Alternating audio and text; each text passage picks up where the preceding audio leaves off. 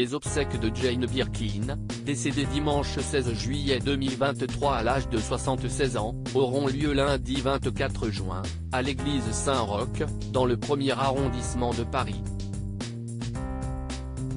Si la cérémonie est réservée à la famille et aux proches, une décision a été prise pour associer le grand public.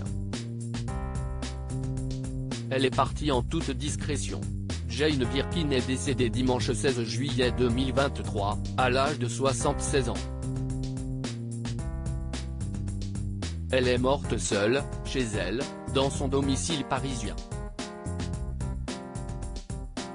Depuis plusieurs années, la plus française des chanteuses anglaises souffrait de problèmes de santé, au point de devoir annuler plusieurs concerts.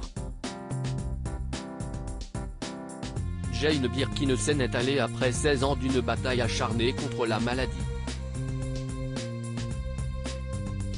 Depuis son AVC en septembre 2021, sa famille et le merveilleux personnel soignant ont été à ses côtés nuit et jour, ont indiqué Charlotte Gainsbourg et Lou Doyon dans un communiqué publié lundi 17 juillet.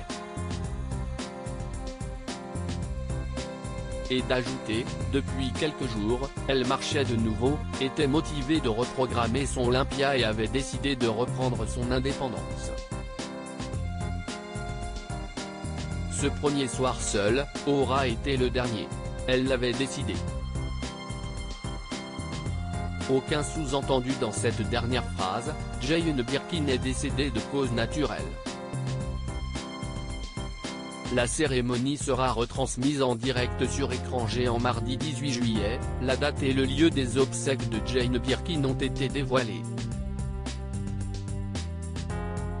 Elles se dérouleront lundi 24 juillet à l'église Saint-Roch, dans le 1er arrondissement de Paris.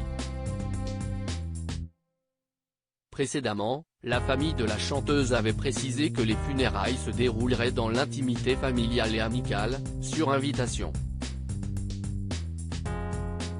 Une solution a cependant été trouvée pour inclure les fans de Jane Birkin. Un écran géant sera installé près de l'église pour permettre à la foule d'assister aux obsèques, ont annoncé les proches de la muse de Serge Gainsbourg.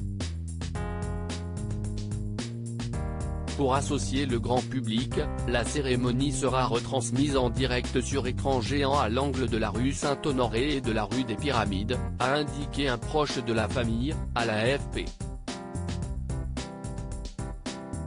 Pour un dernier goodbye à Jane Birkin, les fans ont rendez-vous lundi à 10 h, dans le 1er arrondissement de Paris.